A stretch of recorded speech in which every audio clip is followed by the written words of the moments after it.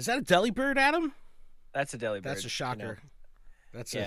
I've got to have multiple Delibirds. I'm just looking at Paldea Evolved. I really enjoy this set. Well, what's going on, Pokemon Go trainers? Welcome to episode 272 of the Lured Up podcast, where we take Pokemon Go way more seriously than we do ourselves. Lured Up is part of the Pokemon Professor Network, and today, Adam, it's early. It is so early. It is like 7:43 a.m. on Saturday. I'm rubbing the crusties out of my eyes. Saturday, June 24th, 2023. I'm your host, Ken Pescator. That's Adam Tuttle. What's going on, my dude? Drinking some coffee.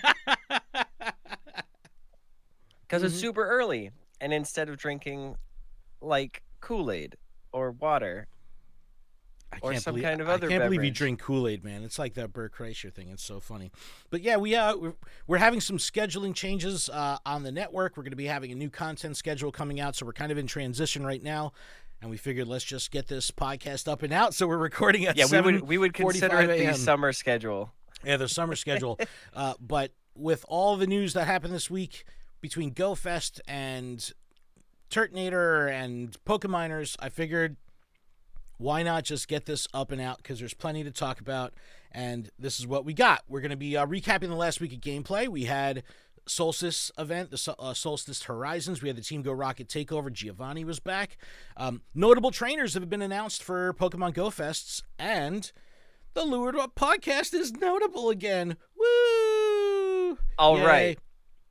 Yeah, we're notable. I'm excited. Additional details have been announced for GoFest NYC, including a new encounter list. Remember, we were kind of talking about New York City having like the lame spawns, like the worst spawns of the group. Now we have additional details on habitat spawns and things like that, and everything looks really good. That's cool. Yeah. That's so cool. We'll go through all that. Dark Flames is the next event that's up on the calendar. It brings 2 new Pokemon, which is exciting. We also have a little bit of a window for vanilla spawns this coming week, so that's always exciting. And Dark Flames? That sounds Flames, like the Obsidian Flames, the new Pokemon TCG set that's coming out after. This is strange. It's almost like the marketing teams work together. Weird. And then Pokeminers has announced their soft shutdown, and this is a super big deal. And we'll kind of end the show talking about that news, but also it's not a poke the bear situation by any means. So don't skip forward all the way just to listen. But You'll make us sad. I put a tweet up kind of to initiate a dialogue. And of course the Twitter mob attacks me saying like, of course you're happy about Pokeminers shutting down. And I'm like, what the heck are you guys talking about? Like, it's not like that. I put up 2 points. I was trying to be as unbiased as possible. So in my tweet, I gave 2 points. I gave a point and a counterpoint and said, let's dig into this topic. Haven't even said how I feel about it, and I have feelings about it. And we'll dig into that. I have feelings. Of course, we all do. But people jump down my throat saying, like, giggity, saying, hey, of course you're happy about this, you bootlicker. So it's just like, nah, dude, it ain't like that. Friends with the Pokeminers. Marty is awesome. We've had him on the show a bunch of times. He is great. He's great. You know what I mean? So it's like, this is not it definitely is a weird vibe for us, right? We're typically the champions of the TOS. We're like this whole thing, but we talk about the mines and it breaks the TOS. Why? Because it's hyper relevant to the community. So it's like we would be remiss if we didn't talk about it, because it's exceptionally valuable information and relevant and information to our community. So we can say, hey, this breaks the TOS, and hey, here's some information that you really are interested in the same breath, and not be hypocritical. We can all talk about this stuff without making it be like, are you with them or are you against them? That's what it seems like on Twitter. And it's like, dude, like only the Sith. I feel like we've always been with them. Yeah. And we've know what I mean? And we've covered their stuff. Right. And we've talked about it though. Like, hey, this breaks the TOS. This is not confirmed. Yeah. But yeah. And don't do new this. Pokemon. And we've busted Marty's chops about that too. Like, how do you sleep at night knowing you break the TOS 24/7? You know what I mean? Like it's okay. We'll dig into it at the back half of the show and go from there. But Adam, let's start off with the first recap of the last week of gameplay. Solstice Horizons. which had Lunatone and Soul Rock. We had Sui and Sneasel in there, and ultimately a Team Go Rocket takeover with Giovanni. Have you played through the events? What do you think of the spawns? Did you encounter Giovanni yet? What's the deal? I have not encountered Giovanni yet. I've purposely been trying to catch a shiny Fomantis, and I'm getting the FOMO Antis because I don't have it. But I caught a shiny Manectric in the wild. I caught a shiny Drifloon. I caught a shiny Charmander. What? All things that technically I already had, so not exciting. Yeah, because I wanted the Fomantis, so I'm getting the FOMO Antis. Because we're coming close to the end of that look, event. I don't care how many shiny Charmanders I have. That's an exciting shiny still.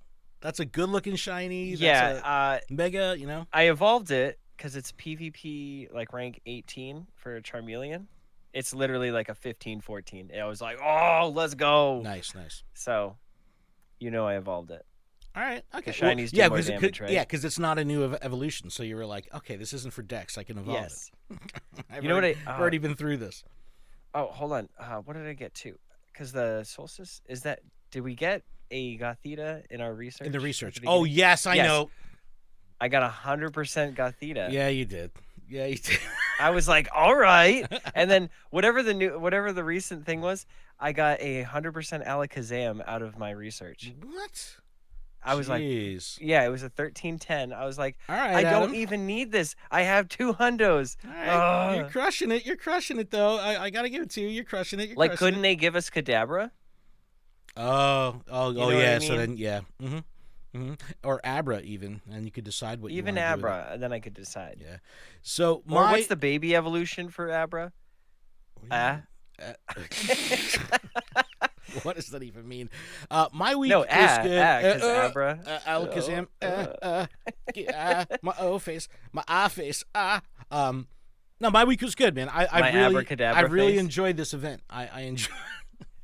I think this was awesome the way they did the daytime and nighttime spawns. It was screwed up in the beginning, and nighttime spawns were daytime spawns were running till I don't know, 10 p.m. or something like that. So the window for nighttime spawns. That was so frustrating because it was annoying. I had bought the second one and was like, why do I not have the second one complete when the first one's done? Yeah. I was like, I need Stunky, I need Phantom, I need Fungus, Among Us, Tumungus. I don't know. Shout out to VA Wrestler in the chat. Good morning. What's happening?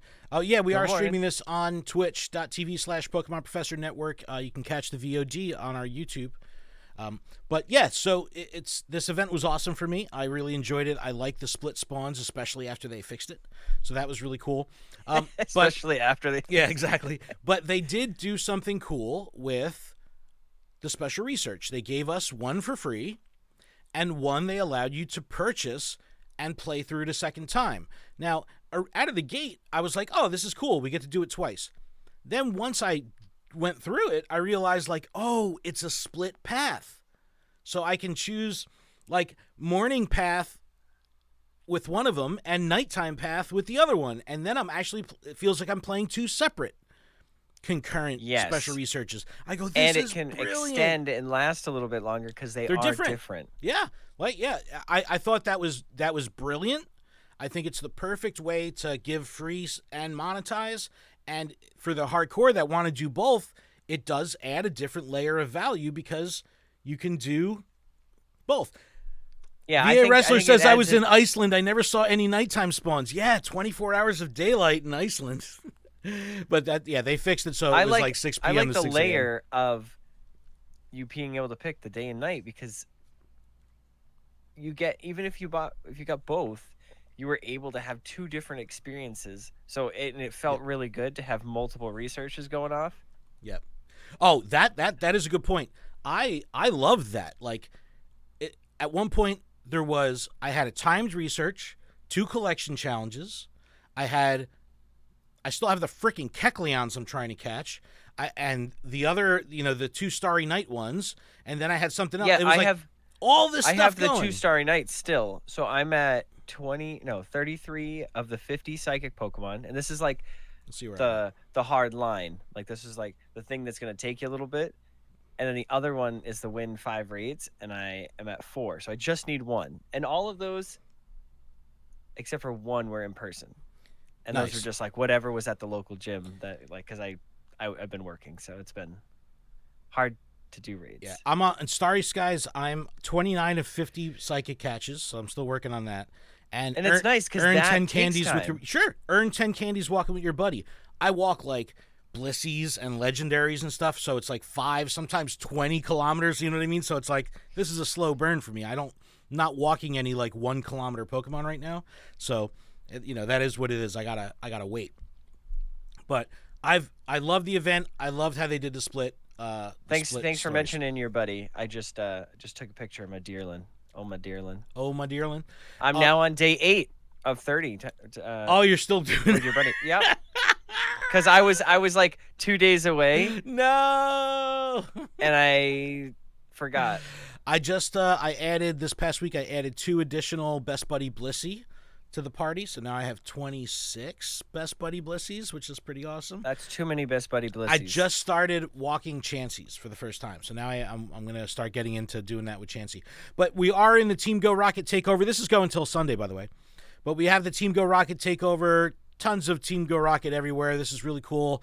I think Team Go Rocket's increased presence between like Shadow Raids, Giovanni, the Special Research, more balloons, more stuff. Like, I like them having this presence in there. The game feels a little bit more robust right now, in my opinion.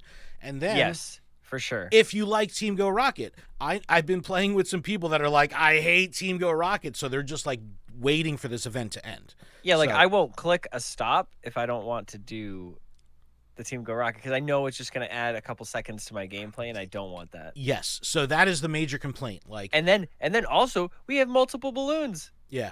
Yeah. There's like the promotion one that's selling the GoFest t-shirt. Cool. I appreciate that. But then I got another one. It was a Niantic supply. It was a drop box. It was like, hey, the AR one, for an AR experience. Cool idea. I like it. But if it doesn't pop out of that box immediately, I'm like trying to figure out like, how do I get out of this? What am I doing? No, but dude, it was worth the 15 seconds. It gives you a star piece. That AR experience. Yeah. I was like, that's a great reward. Really cool. I go, that's awesome.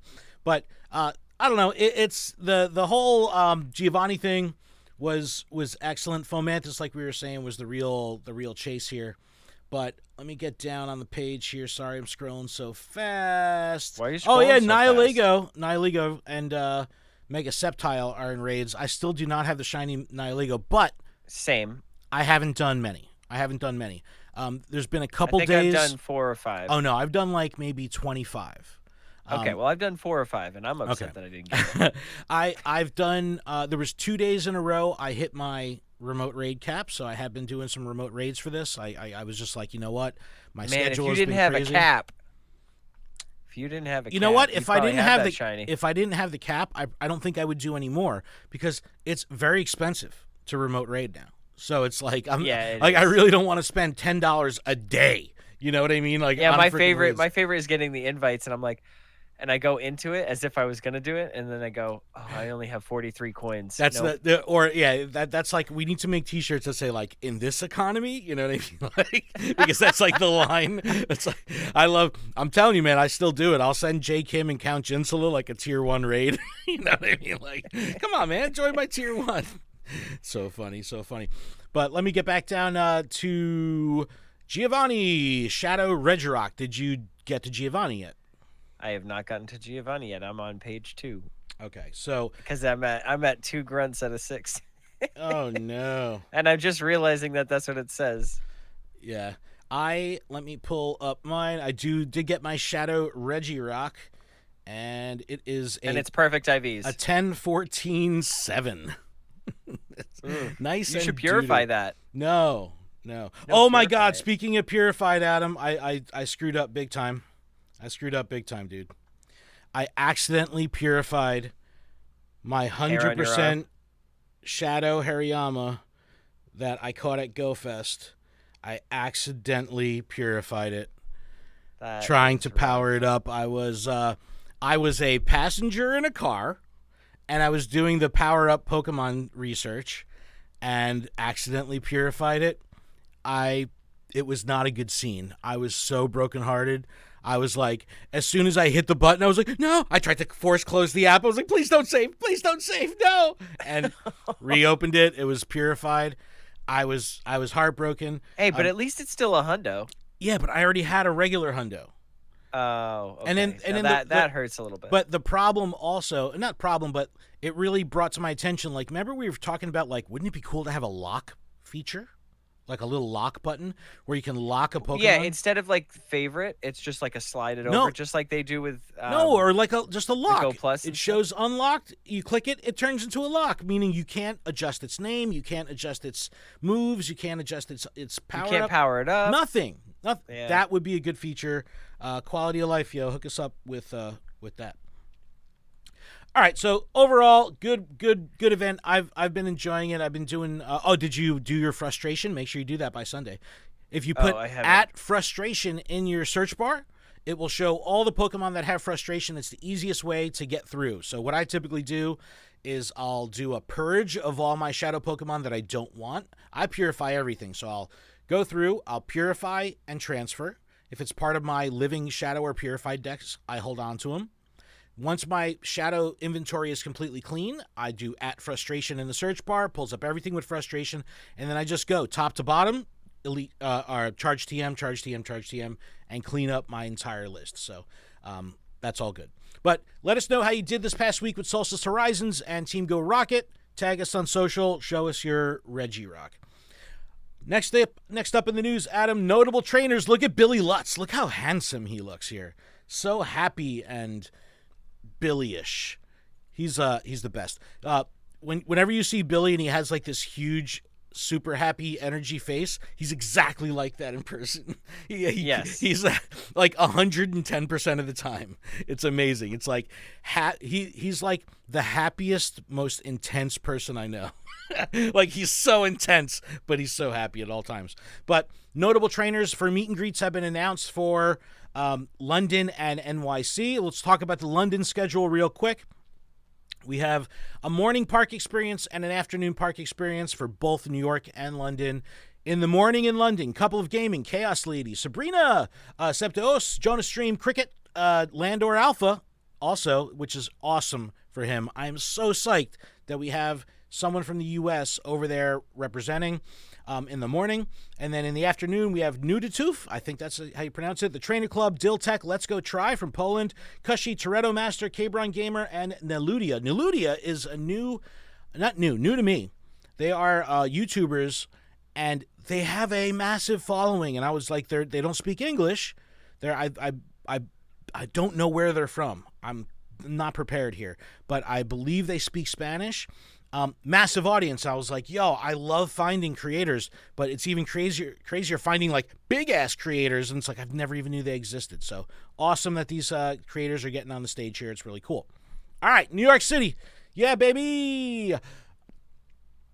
Morning park experience, 10 a.m. to 12 p.m. So every day from Friday, Saturday, and Sunday, 18, 19, and 20, you can come meet Adam and I on stage at the meet and greet tent, along with Shake Your Hand, Couple of Gaming, JT Gilly, the Trainer Club, and Zoe Two Dots. So we'll all be together. So if you want to meet anyone in that panel, come by, say hello, make sure you check everybody out, get a little signature on the postcard, all that fun stuff. In the afternoon, we've got some new faces here. Awesome Adam with trainer tips, Jesse and Rachel, Cricket 23, Landor Alpha will be there, and True Inferno. So we got some new names popping up on the notable trainer list. So congrats to all these trainers. Definitely take some time to meet them and say hello. This is the coolest way for trainers to meet people that they may consume content from, and great way for the content creators to connect with the people that are consuming the content. It's a wonderful program. I'm really excited to be a part of it. I'm really excited that Niantic has decided to do this again for GoFest. Super cool.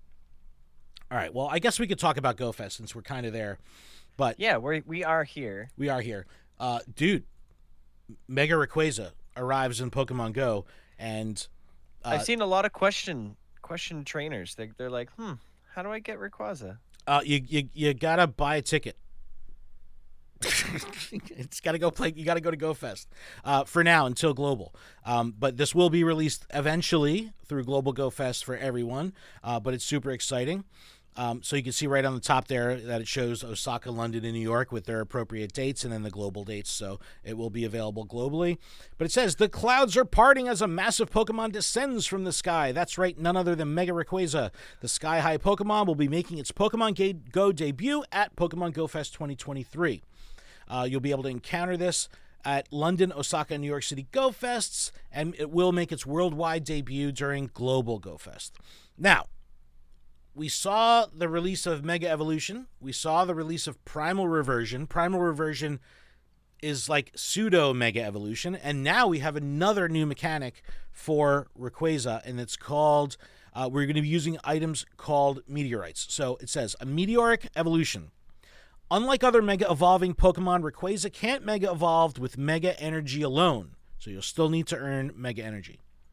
Trainers hoping to Mega Evolve the Rayquaza will need to teach it the charged attack, Dragon Ascent, first. We've been talking about this forever. Shout to Scipio Blue from Red Bank, who's always talking about like exclusive moves and signature moves. Yes, this will know Dragon Ascent. Super exciting. A special item for charged attack. Well, you have to teach it Dragon Ascent. You have to teach it. And you teach it through the use of meteorites. And it says meteorites which you get from... Meteorites have been discovered in Pokemon Go, and it seems like they have some connection to Rayquaza.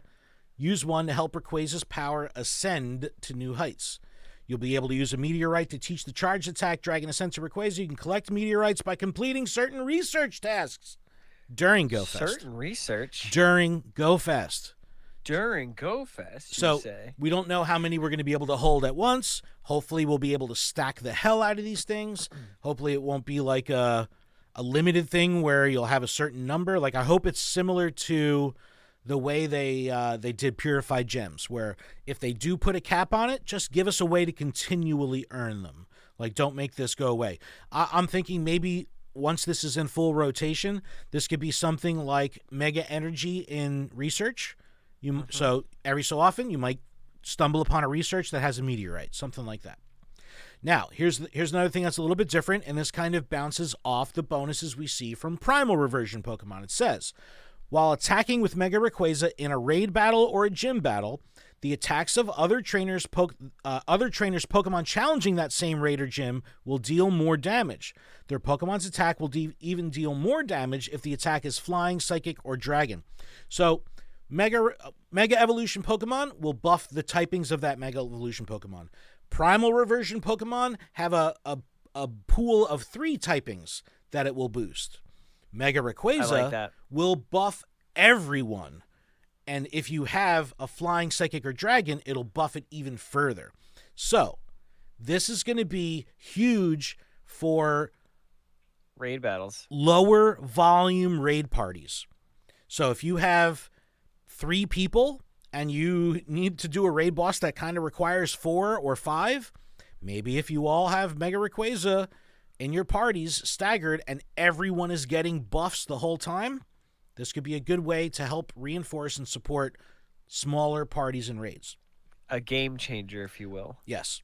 When Rayquaza is Mega Evolved, catching Flying, Psychic, or Dragon-type Pokemon will grant additional XP, additional candy, and an increased chance of Candy XL. Like other Megas, the Mega level will increase. Then we have some other things here talking about the in-person events for GoFest. It says Mega Rayquaza will first debut in raids in London, Osaka, and New York City. Mega Rayquaza raids will appear throughout each host city during event hours. While anyone can challenge Mega Rayquaza in raids, only ticket holder trainers will earn Mega Energy. So you can raid it, just not going to get the energy unless you have a ticket. So you'll still catch Rayquazas, which is still exciting. Ticket-holding attendees can also work to complete an event-exclusive special research story as they explore the host city, learning how this Mega Evolution works and earning rewards such as meteorites. So you can get that through special research as well. Now, this is what we don't know. I don't think this is going to be like a third charge move scenario. I think it might be more like a TM, where you have to TM away one of your existing moves to replace it with Dragon Ascent. I don't know this yet. Yeah, don't know. That seems about right, because there's no way that they would change a mechanic that's already there. So if you're building a Rayquaza now, don't like waste TMs at this point trying to get the moveset you want, because you might have to give one of those moves up to get Dragon Ascent. So you may want to hold off on that. Just, hold off. And is that a dragon move? Yes. Okay. Pokemon Go Fest Global, all trainers will be able to harness the power of Mega Rayquaza, so that'll be the global release. All trainers who log in during the event hours on Sunday, August 27th, will receive a short research story that grants a meteorite when completed. So here you go. All trainers will have accessibility to Mega Rayquaza so long as they log in. You just have to log in. Do not miss that login window, because if you miss the login window, you're not going to get the free special research. You're not going to get a meteorite for free. So, Adam, this is super exciting. Whenever Rayquaza comes around, it's pandemonium for raids. So, yes, Mega Rayquaza coming around, even more pandemonium for raids. So it's going to be nuts. I'm very, very excited. I cannot wait. And but you have to wait. We all have to wait until GoFest. We totally have to wait. Can you wait? GoFest. Can you wait? I can. A month? I can't. Well, I mean, yeah. Well, no, we're still 2 months away. 2 months away from GoFest. Yeah, I'm gonna add a countdown timer to PokemonProfessor.com, so you can watch it as we go. But speaking of GoFest, we know we have DNC being released. We know all this good stuff. But if I scroll down here, we have New York spawns: Kangaskhan, Aerodactyl wearing a satchel, Dratini, Slugma, Cranidos, Shieldon, Darumaka, Archon, Axu, Heatmore, and Tyrunt. That is a nice prehistoric volcano habitat lineup. And I like that. On the website here, link in the description, you can toggle through Prehistoric Volcano, Poison Swamp, Cursed Treasures, Athletic Field. So this is not necessarily a habitat. This is more of a geography in there. And then all habitats. And we see our unknowns and Pikachu here as well.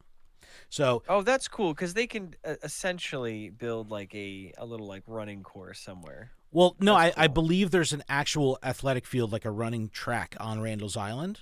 So remember cool. In Seattle there was that stadium where the PvP arena was? So yes. It's going to be cool because it'll add to the immersion. I definitely like that. Oh, that's cool. That's cool. But we have some pretty cool spawns here. Galette, which can be shiny. Durant is another one I still need. Chimecho, Sableye, Nosepass, Yamask. There's good spawns here. Really, really good spawns. I'm super excited about this. Lucario shiny is still a hype machine. Everyone is really fired up on that. I cannot wait. And it's just going to be very exciting. We have collection challenges, Go Snapshot, and the field research for Carbink. Did you get your Carbink? I did. I got my Carbink. I drove it all the way home. You're so funny, Adam. Hold on, let me. Just dad jokes. Let me pull. Mine up. was a 14, 5, 14, or something. It's not good. Yeah, I have it on the screen right now. It is a 11, 12, 10. Thanks, Carbink. Yeah, 14, 9, 14 is. So we had some questions of whether or not they were going to ban Carbink from competition. So Play Pokemon has banned it from North American International Championships. Also, there's no word on it being banned from any GBL or anything like that. So you will still have an advantage when using it in GBL. So that's kind of exciting. So a lot of new stuff. Though. I appreciate them banning it for NAIC or whatever that is. But because it's too exclusive. I know you can buy it, but it's too exclusive of a Pokemon, and the variance of the stats, and hypothetically, if people have friends that don't PvP and that don't care about this, and they're like, I'll buy your research and just trade it to me. I'll trade you a big shiny and try to re-roll and re-roll and re-roll and re-roll. I can see that being abused. Interesting. Yeah, I didn't think of that because you get one shot right now. You know what I mean? One. So it's that's a really good point. That's a really good point. Not condoning doing that. Yeah, don't do that. I guess before we take a break, we could talk about two quick things. Delibird and Delibird. The first being Pokemon Air Adventures collaboration is announced for Jeju Island in South Korea. Tickets are available. Not much details, but we do see our flying Pikachu and our Air Adventure, Hawaiian shirt, whatever you want to call it, Air Adventure Pikachu. So don't know what else is going on with this event, they haven't built a landing page or details. When you click on the link, it takes you right to the tickets. I'd expect some content creators to go. We have no. I'm hoping JT Valor info. makes it out to this, so stay tuned to JT Valor's content. He typically travels to these events. That's how I get my fix of these international events, is I live vicariously through JT Valor. So make sure you check out his content because he'll probably be there. I guess we can. That's it. I guess we could take a break, Adam. I think we could take a break. Yeah, let's take a breaky break. All right, we're going to take a break. When we come back, we'll talk about Dark Flames, go on break. and then we'll wrap up with a conversation around the Pokeminer situation, and go from there. Does that sound good? That sounds splendid. All right, video viewers, appreciate y'all in the chat. We'll still be here, but for our audio listeners, we'll be back right after this. Right after this. As we just sip our coffee. This coffee is so good, dude. I should be alternating coffee and water. I'm not. I just have coffee in front of me.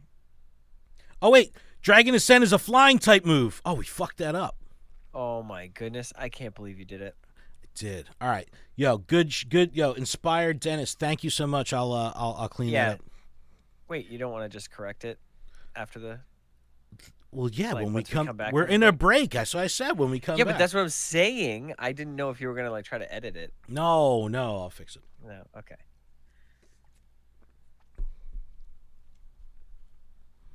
All right. You ready? Uh-huh.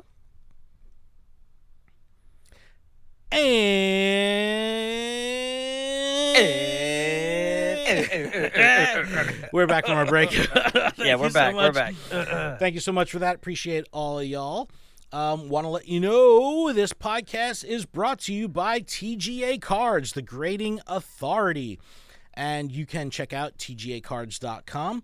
They have an innovative card grading experience with tons of cool stuff. It's really collector and community focused. It's a very, very cool company. We're really excited to be a part of Team TGA. So shout out to them. So visit. Stay tuned. We'll have giveaways shortly. Yep. We're going to do some giveaways. Visit tgacards.com to learn more and check out their slab designer. Make sure you check out flow labels, which are amazing for Pokemon cards. And now I think they just did flow labels for like Dragon Ball cards as well. They look so so good. And just make sure you check it out. But use the code FULLHEAL, FULLHEAL, at checkout for 10% off your total order. Thank you to the team at the Grading Authority for supporting the Lured Up podcast. Adam, are you going to peel that? Yes, peel to reveal. It's a peel to reveal. Shiny what? Charizard from Shining Fates. Hold that closer to the camera. Hold it closer to the camera. Well, I don't want to get it all like. Come on, peel it. Well, peel to reveal. Oh my God. 9.5. That's a 9.5, dude. That's nice. That is very nice. Awesome. Very sick. Very sick. Yeah, because I just did. Oh, Inspired Annie. It's Annie. I said Dennis before. Shout out to Inspired Annie in the chat. She corrected us. Dragon Ascent is a flying type move, not a dragon type move. So shout to Annie. Okay, Adam, let's get into our personal housekeeping here. This podcast is brought to you by Patreon. You can check ours out over at patreon.com/Pokemon Professor, where you can support the show and network for as little as $1 a month. That $1 will get you access to our patron exclusive Discord, which is a fantastic place filled with fantastic people. Every trainer in the Discord is eligible to participate in our monthly Pokemon GO and TCG Live prize tournaments. Adam has a TCG Live tournament going on right now. We're just about wrapping up our our Sylph Arena Innocent Cup right now. We do this every month. It's a ton of fun. Registration is in the Discord. We really hope to see you there. Just check out PokemonProfessor.com for everywhere that you can connect with us and get all our links and all that good stuff. And huge thanks to our gym leader patrons. Absolutely Ryan, Austin Zard, Bean and Cheese, DJ Wonderbread, GK, Sue Jamal, Joseph, Mythical Hitch, and Big Za Minus. Big thanks to our newest patrons this week. We have Marco, who joined at the Discord tier, and Beardbow Baggins, who joined at the Gym Leader tier. Yo, the best name ever, Beardbow Baggins. I absolutely love that. That's so good. Big thanks to our executive producer, Paul Bott, as well as the other executive producer patrons on the network, Tish Smith, Kate the Cons, and Stinky Ash. And make sure you check out PokemonProfessor.com for links to everywhere you can connect with us, and check out our merch and all that good stuff, like I said. All right, Adam, let's talk about Dark Flames. You ready to jump into Dark Flames? I am ready to talk about Dark Flames, yes. Okay, dive into darkness or let your flame blaze in the new Dark Flames event. Key art showing a very cool looking Turtonator and Mega Sableye in like this crystal cavern with lava. It's really neat. I like it.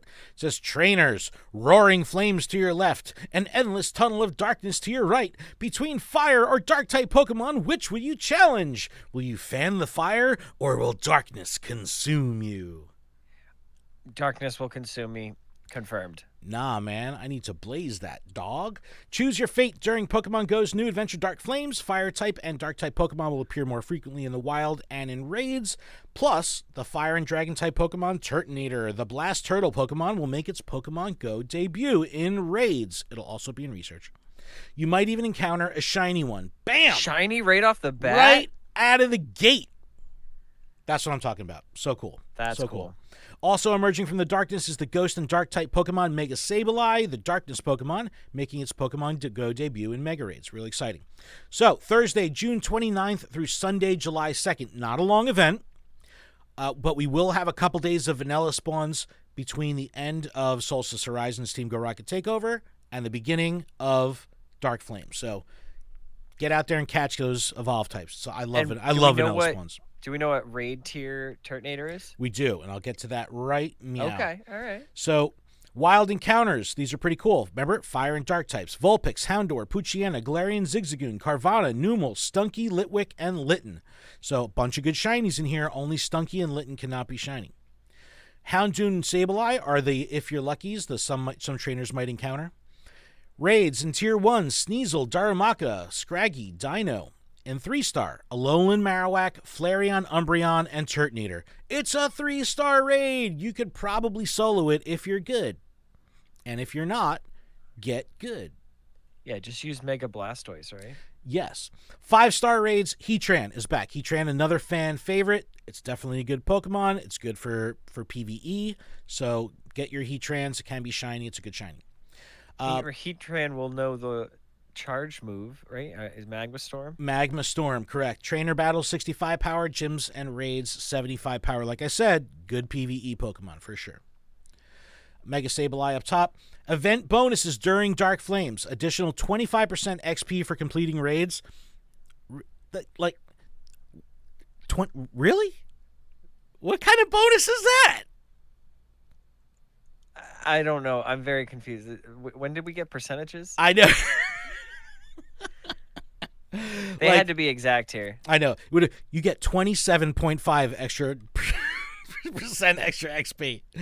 Divide that by 2. Yeah, 3 additional candy for completing raids. Level 31 and up will get an additional chance at Candy XL. Team Go Rocket grunts using fire and dark type Pokemon will appear more frequently at Pokestops and balloons. Depending on your timed research choice, you'll get one of the following. So this is part of the split research path. Incense will be more likely to attract fire type, or incense will be more likely to attract dark type. So you choose the fire path, choose the dark path. I like that, but giving us a widespread spawn pool of both. Instead of just saying, like, no, you get one or the other. If you're a newer trainer and you're still working on your type catch medals, if you need fire or you need dark, this is a good way to just put more of those spawns in front of you. Dark, I think, is the hardest. For sure, for sure. Least common. Branching timed research. Dark Flames theme timed research will be available. Trainers will be able to choose between paths focused on fire and dark, like we just said. Complete research tasks to earn a premium battle pass, 15,000 XP, and encounters with event-themed Pokemon. That's pretty cool.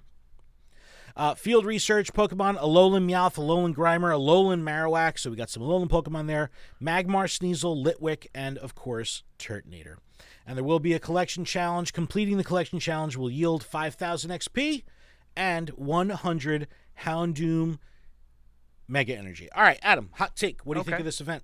I'm very excited for this event. It's a good one. Looks good. I like it. Everything's red on the art and stuff. Yeah, So. the blog does look cool. It kind of uses a new Yeah. background color. I do love the key art, but no, I'm very Turtonator's excited good. for Sableye. Turtonator is Turtonator, and everybody will go crazy. Turtonator, I think, is the new Druddigon, but I'd rather have Druddigon. I want Druddigon. Yeah. That's the shiny I want. I used to play Turtonator On your screen, on your screen, can you pull up the shiny Turtonator? shiny Turtonator. Yeah, give me a second. I just want to see what it looks like. So when I ran the Volcanion deck in the TCG standard format, I had Turtonator in my deck. So I do like Turtonator. I think it's cool. Ooh, okay. So let me pull it up on screen here, and I'll pull it up for everyone to see. Bam. So it is this weird, like, almost like a light bluish skin tone, but then its turtle shell is like yellow with darker colored spikies coming off of it. So Okay. it's nice contrasting shiny compared to the standard, which is pretty cool. I like it a lot. So I think this is going to be a good event. I also like the trajectory for this next week of vanilla spawns in the top of the week, and then closing out the month with the Dark Flames event. Super cool. All right, so Adam, big topic of the week. And I'm going to pull up Twitter on screen here for our video viewers. And we have a tweet here from @Poke_miners. It says, this has been thought about for a while. With the 6th obfuscation change to the APK tonight, we are announcing our soft shutdown. Full details for how things will be moving forward can be found here. If you go to that now link. Explain that. Explain what happened 6 times. Okay, so the last time we had Marty on Lured Up on the Creator Series, he was explaining the challenges that mining faces with obfuscation. Obfuscation is essentially, and this is against TOS and data mining breaks the TOS. Someone on Twitter was just like, well, it's not like it breaks the TOS or anything. It's like I responded, I was like, this is the number one cardinal rule of breaking TOS. But yeah, don't do any of this stuff yourself. It breaks the TOS. None of his stuff is confirmed. It can change at any time. All right. Obfuscation is pretty much methods that someone will take to obscure their data encryption. So if I were to type a sentence out in Microsoft Word, you'd be able to read it plainly. But if I were to jumble it all up and mix it all up and encrypt it and change it and do all this crazy stuff, it's going to be hard for you to understand what that sentence says. So what the Pokemoners would do would work their witchcraft, get through the obfuscation, and be able to find the data files. The last time we had Marty on, he explained how frustrating this was and time-consuming it was, and that typically software companies that obscure their data are doing this to wear out the miners. He goes, and when we had him on here last time, it was because he was saying we're pulling back because this is getting to be a major chore. It's interfering with family life. It's taking up so much time. I'm connected to the Matrix 24/7. I can't escape it. Like, he was telling us all these things. The writing's been on the wall. And he even said, he goes, yeah, this is the goal of Niantic, is to wear us out, and we're wearing out. And I think this Niantic has figured out this new way to quickly change the obfuscation of the Game Master, making it nearly impossible for them to keep up with and have the resources to do. So they put together another note from Pokemoners. I'm not going to go through it all here, but he pretty much explains that with the 275 APK, they obscured it for a long, 6 times within a month or something like that. So they're announcing a soft shutdown. Check our link in the description just so you could read through this, because it explains exactly what they're going to do and all of that stuff. So I'm going to jump back over to Twitter. I'm going to go to our profile, and I want to talk about this tweet that I put up. It says, plenty to unpack here. I retweeted Pokemoners, and I said, let's dig in, and I gave my points. I said, point. Third-party resources that many trainers use can no longer be updated, impacting their gameplay. Clearly, that's exactly what's going to happen. Yes, for sure. The stats aren't available to be there. It's going to impact PV Poke. It's going to impact Pokebattler. It's going to impact the Go Stadium IV rank checker. It's going to impact a whole bunch of stuff. Knowing what power, how you could power something up. Knowing things like that. Pokeminers was great at reporting on bugs, right? People would say, oh, they were telling Niantic about the bugs before Niantic knew about them. Maybe. Niantic definitely knows about the bugs when they happen. It's just Pokeminers reported on it. So because they were first to market with the news, they were heralded as the ones that would figure this out. And in some cases they were, because they were getting into the code ahead of time and would be like, hey, this isn't live yet, but we can tell that this is wrong. So they're you know, it's a Robin Hood scenario, in my opinion. It's a Robin Hood scenario. Yep. So I say, so that's my point. I said, trainers will have their gameplay impacted. My counterpoint was the game will become more organic, relying on real-world experiences rather than mined data. Which is what the game originally was. Fair. Yep. But this was a very unbiased tweet. I said, here's two perspectives. Let's talk about it. You can't give two perspectives. Dude, you can't, because people lost their damn minds, as usual. And what I'm seeing is, I mean, I can't believe you're excited about this. Yeah, or it figures you're the one person on Earth that's in support of this happening, or... To be clear, I am not happy about it.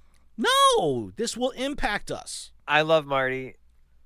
He's been great on the show. He's been a great asset to many trainers. You all benefit from it. We all benefit from it. So it is tough. Yeah, no, these are two. Like, we've had two pillars, kind of not collapse, but go away. And we'll unpack that, because that's big in itself as well. The fact that we're seeing that. So I'll link to the tweet in the description. I recommend everyone checks it out and shares their thoughts. And I'm going to continue to share this throughout the week to keep this conversation going, because obviously this is a very sensitive subject. Usual suspect JRE Seawolf saying, counterpoint, with no accountability, no insight, no checking ahead, and during events for bugs, the squashing of open dialogue, see the death of Sylph Road, in favor of canned softball question interviews on rare occasions. Here's your new Niantic. Bruh. He's the worst. He's the worst. Like, if there's ever anyone that, like... I just think he doesn't like you. I want to give a hug, like, dude... It'll be okay. I promise you. Like, it's okay. It's okay. It doesn't need to be this gloomy and doomy all the time. Like, I couldn't imagine living life like that. Remember when this game was able to surprise you? Yes. We'll talk about that. I just want to give a couple like bits my of favorite feedback. thing was getting I know that we are partnered with Niantic and we have access to that, but I kind of don't necessarily dig. I just, I know the information's there. I know I can grab it, but I enjoy talking about it not almost like I don't know too much, but yep. It's obviously in the show notes. So I open it up and I see it, but it's nice to have a genuine reaction to, hey, here's this new community day. Holy cow. But sure. For me, it's already spoiled from Twitter. Yep. So it's oh, it could be this, but I don't know. And then we get the confirmation. It's oh, now we know. Exactly. All right, so let me just run through some of the responses here that we saw on Twitter, because some of them are pretty good. I responded to JRE Seawolf with I think you need a Snickers, because that's my typical response. Listen, the Snickers. He replied, my friend. Promo at Six Flags is on point. He goes, this being about your 47th time saying that, I think you need a new catchphrase. My response, I think you need a Snickers. So good. Hashtag not sponsored by Snickers, but we should be. Poke Germ saying, point, Niantic can hide behind shitty changes they make without anyone knowing. All right, let's unpack this one, because this is one that was brought up a million times in this thread. People saying this is just their way of being able to make changes without us knowing. Okay, two things here. One, ignorance is bliss. If you don't know about it and it doesn't affect you, it doesn't affect you. Yeah, that's like being mad that I can't change the name of like Delibird Yeah. for like 24 hours. I'd be the one person to want to change the Delibird name, but because I didn't know about it, I'm not upset about it because I didn't know about it until after the fact, and then I'm like, oh. But Yep. would I have been mad about it if I knew about it? And I was trying, yes, because it'd be like, they hurt my Delibird. They went after Delibird. But if I wasn't going to change the name and I didn't know about it, I don't care about it. You know what I mean? But because I knew about it, I was in an uproar. It's that, yeah. So I responded, wouldn't the players know when they're playing the game if there's a change? Double Complex says, how exactly will we know if a shiny has been turned off or if something subtle in the code causing an unadvertised effect? I said, by experiencing it. How else would you know? When things are broken in New Zealand, every event, they know they're broken not by seeing it in the code. They know it's broken because there's a group of trainers standing at the gym and there's no raid. You know what I mean? Like, this isn't that crazy. There's a lot of crazy responses here.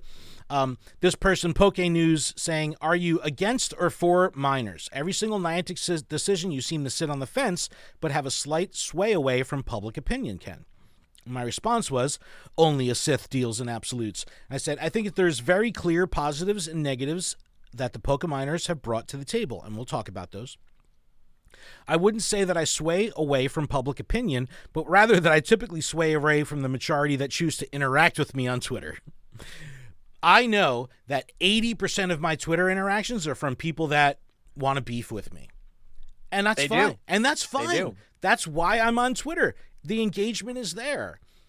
And then he responds, says, I would say that you do sway away from near enough anyone. During the remote raid pass feud, you sided overwhelmingly for the 1%. In this case, you decide to take the fence instead of saying what a good few years it has been that you're it has been a good few years. We just said that. But I said, I literally even haven't said how I feel yet. I simply put out 2 points to initiate a dialogue. I'm not on the fence at all. I know exactly where I stand on the subject. That being said, this isn't about taking sides. I'm going to go into it right now.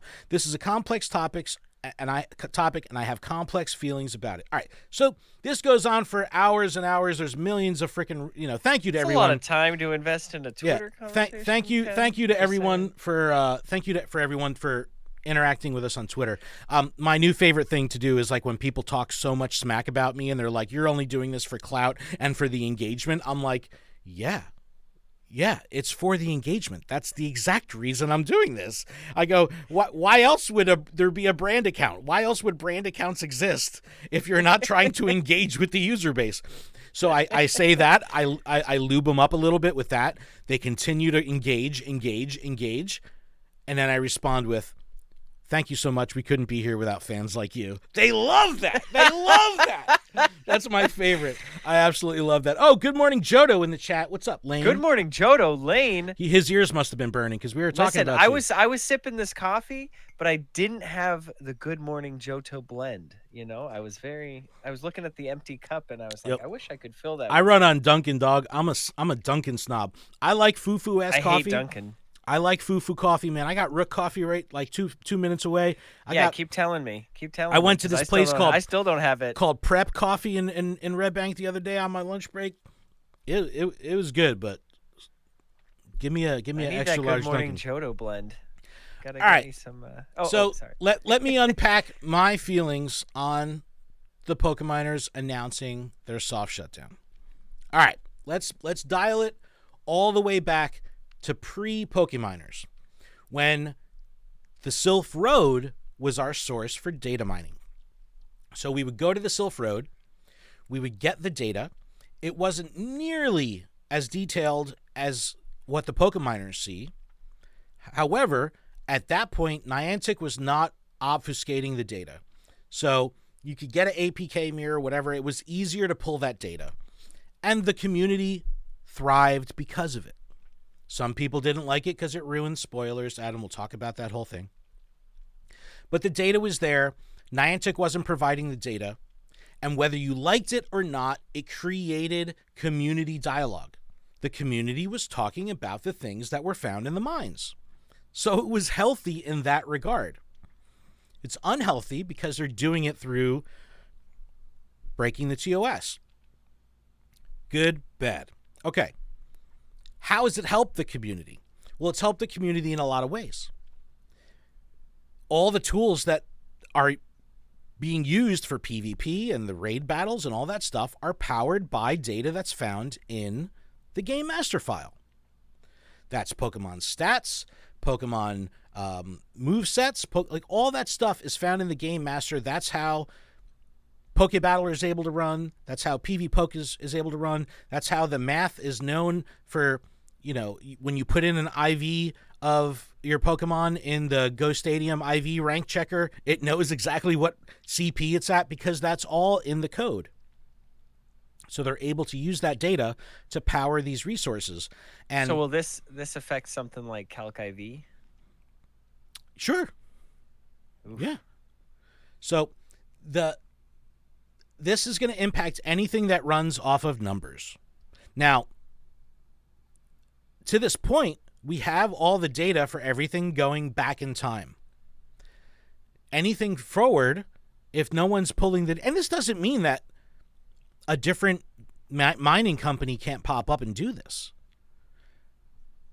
But we won't see new updates. So if changes are made to existing Pokemon and all we have is the old data, we're going to have incorrect data. So the validity of the mined data that we currently have going forward is suspect. Because if it's changed in a future Game Master update, our existing data will not reflect that. So just take that with a grain of salt. So Pokemoners have done good for the community by providing the fuel for a lot of these resources that we use to be powered by. And the Twitter community are typically the more hardcore players. They're the ones that are using these tools. So you hear about it the most on Twitter. Now, when I play with a local group, there's definitely people that aren't on Twitter that use these tools, especially like the PvP stuff. But there's also a huge segment that don't use this stuff. Like my son is enjoying playing Pokemon Go. He doesn't look at any of that stuff. He wants to be excited. Yeah, same with my son. You know what I mean? I gave him the phone and he's just like evolved. I look at his account. He just evolved like half of his Pokemon. I'm like, oh gosh, why is he doing this? He spent like all his power and stuff up. I'm like, it's okay. He enjoys the PvP aspect. Like my son absolutely, dude, my son too, loves it. And like doesn't care what, you know what I mean? Like he's using Pokemon he likes. He's like, the matchmaking works so perfect for people that don't take it so seriously, because he can just use cool Pokemon that are not powered up, that are not he's like, why can I only use certain Pokemon? I was like, because you're an Ultra League right now. Mm-hmm. Like, and then he's like, all right, I'm just playing with these guys. And I'm like, all right, go for it. All right, back to Pokemoners. Yes, so they've done good. Now, the other great thing is, they report on issues. So I don't think that this is necessarily a case of, well, Niantic wouldn't know unless Pokemoners announces it. I don't think that's always accurate. It may be accurate pre-launch of an event. Like if an event is supposed to come out in a week and the Pokemoners can be like, hey, we're supposed to have this move and it's not added to the game yet. It does give some foresight. So there is a lot of good that comes from this. Like, people need to realize that. But here's the bad. And then after I talk about the bad, I want to talk about the abstract, intangible stuff. So this is just objective coverage here. The bad is that it breaks TOS. Doing anything with mining against the terms of service. Right out of the gate. So when you're looking... it breaks that magic. It breaks the magic. It does. If you're performing the mining, you are breaking the TOS. If you're consuming the mining, you're potentially consuming inaccurate information because none of it's confirmed. Dude, routes have been, we didn't even talk about routes. Routes have been in the code for years. Pokemoners has been reporting on that for years. Doesn't mean that it's going to be released. It doesn't mean that it's going to be accurate. None of that. Doesn't matter. So you could be consuming inaccurate information. But here's where the real impact happens. Especially the Pokemon Company, definitely Niantic, they covet their ability to make announcements on their own terms. What marketing team wouldn't? Because they have a million gears in motion to promote the announcement of Mega Rayquaza, say. So they have all these campaigns and advertising and marketing and teams and people and resources and timing and calendars all lined up. We're ready for our launch next week. And then Pokemoners releases all the data 4 days ahead. And the impact that this marketing team has been working on for a month to make this big splash with their announcement is washed because the information's already out there. Mm-hmm. And then what happens there? It's wasting all of those resources and time. And a lot of the same people that are consuming the content and are super pro data, anti-Niantic, who are constantly like, you guys are wasting resources on an avatar shop update, fix PvP. You're worried about wasting resources? You just wasted the entire marketing team's efforts for the last month because you read you know what I mean? Because a data mine came out. Yep. That's a true waste of resources. You know what I mean? Like people don't even think of that because it's abstract. But yeah, that's ruining resources. That's what and as a content creator, that screws us too. Because now Niantic and Pokemon Company are going to hold this information even tighter to the chest. So they're not, because they're worried about leaks. They're worried about and we've seen it on our end 100%. Where like the information we get it maybe a minute before them, a minute.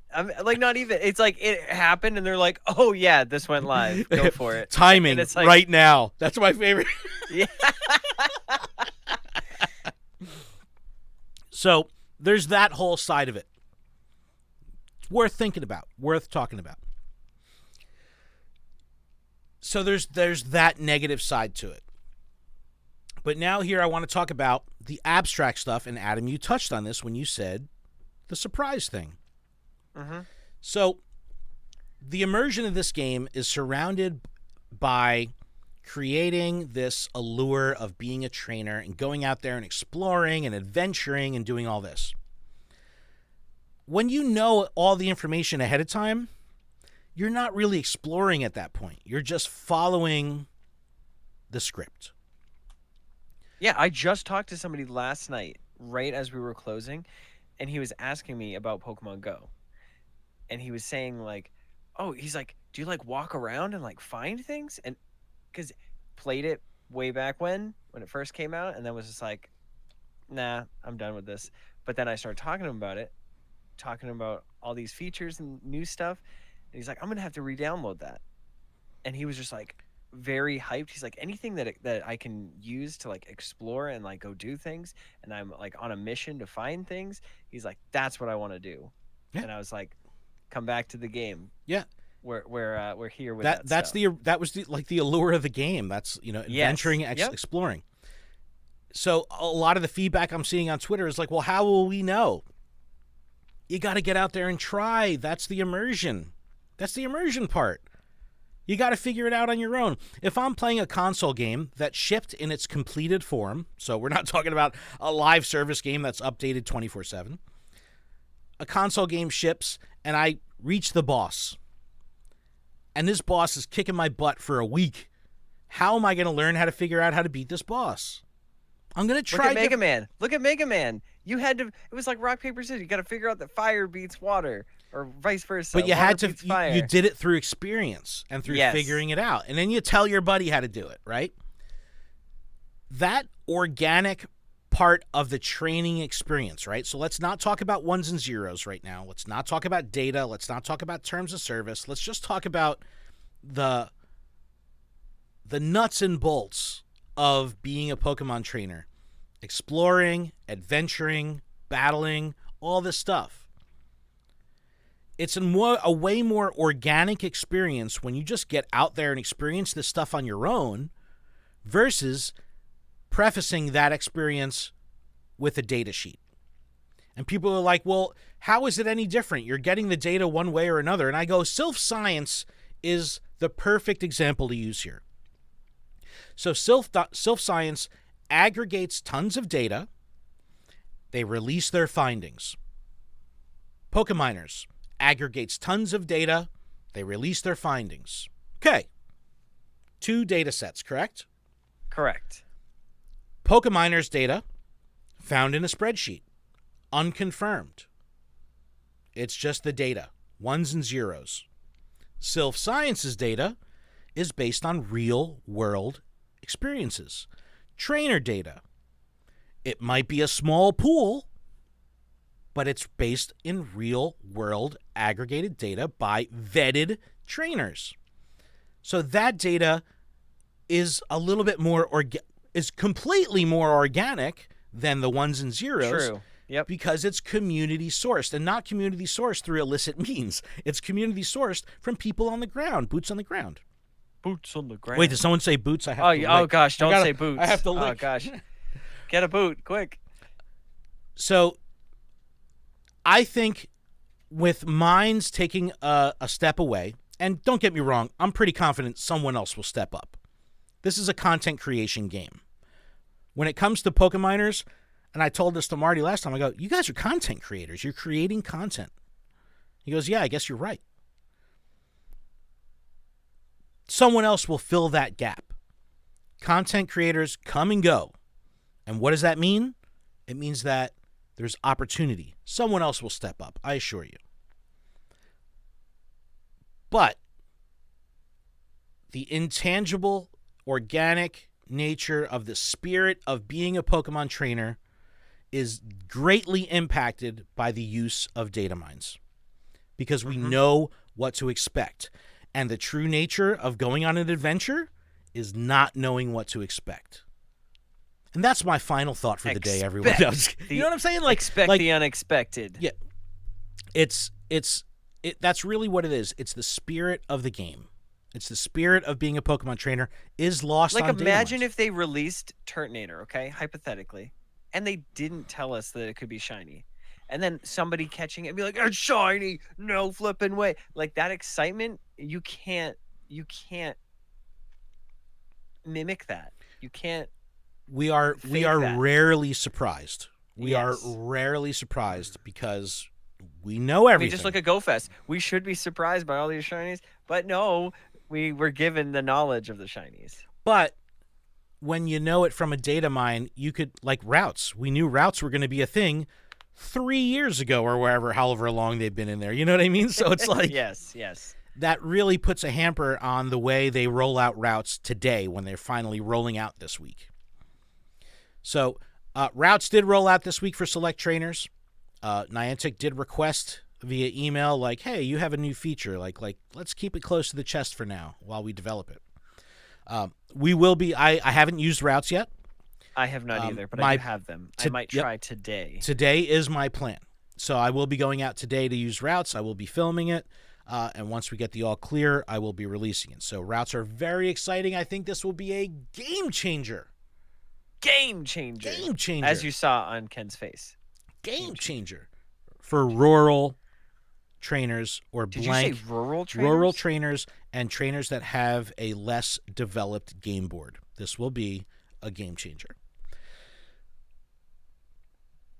But in the end, am I bummed that Pokeminers is soft shutting down? Absolutely. Yes. Absolutely. One, because I care about those guys. And they had success, and now they're stepping back. So that hurts. This is, when you're a content creator, this is part of your core. It's part of your being. So when you're kind of forced to take a step back, not because you truly want to, but because you're faced with additional challenges, as a content creator, that's got to be a hard pill to swallow. So I empathize for them. Like, that's rough. These guys work hard. They're all naughty, but they work hard. So I'm bummed for them on that. They also have a very lush and ravenous community. that community won't necessarily have the same resources to turn to. So that's tough. I know that this is going to have fallout and implications and impact on the tools that we love, like the Go Stadium IV Checker, Pokebattler, PV Poke. All of these things will be impacted. That's going to affect us as creators, and it's going to affect us and our communities as trainers. So what do? We adapt. We return and put the spirit of Pokemon training forward. Meaning, we still want that data. We still want that information. We still want to know how this game works. But how do we get it without someone telling it to us? We do it by experiencing it. Yes, for sure. So go out, don't miss out, is what I'm saying. It's all about real world stuff. Real world stuff. Real world experiences. So yes, I'm sad. Yes, I know it will have negative impact on a lot of trainers' gameplay because a lot of trainers rely on it. The magic. Hopefully we will get the magic back. Yep. I agree. We have J Engineer 6 says wholesome hanky MX Champ opening P heckin' love lubed up. MX Champ closing P. Okay. I don't know what that meant. But he said he loved lubed up, Adam. That's our yeah. That's our nickname. Lubed up. So is that on the boot or Trip Tando says I heckin' love lubed up. So funny. But we love the support. Thank you so much. I honestly think that this is a very interesting conversation. Let's keep it going on Twitter. Keep it civil. Understand that I'm not for or against. This is a complex topic. I just went through my feelings on it. I'm not happy that it's happening, but I am happy that it can open pathways for people to enjoy this game differently now. But again, this is only going to be till someone else does the mines again. You know what I mean? Yeah. It's just opportunity for us to experience the game as a true adventure and not as it was meant to be. Yeah, like the adventures don't always come with guidebooks, right? So it's like these mines have been essentially a guidebook. Yeah, games don't come with instructions anymore. Yeah. You got to figure that out. Yeah, yourself. You do. So on that note, I think we can wrap it up. Adam, is that it? Let's wrap it up. Put a bow on it. Awesome. Wrap it in a nice Snickers wrappers. Yep. Thank you so much to everyone that's in the Twitch chat. Please follow us, and if you're feeling up to it, you can always subscribe. But check out PokemonProfessor.com for everything that we have going on with the network, LuredUp.com for everything we have going on with the show. We hope to see you at New York Go Fest. We'll be at the Notable Trainer Tent from 10 a.m. to 12 p.m. Friday, Saturday, and Sunday. You can meet us along with a bunch of other creators. We hope to see you there. We really do. It's going to be a really good time. Also received some amazing threats of people wanting to see me in New York. Can't wait. I'm so excited.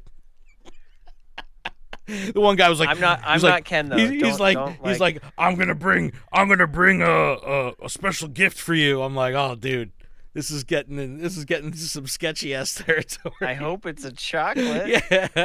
Yeah. We're gonna bring boot lollipops. That's the goal. Adam's gonna help me. We're bringing boot lollipops to give out.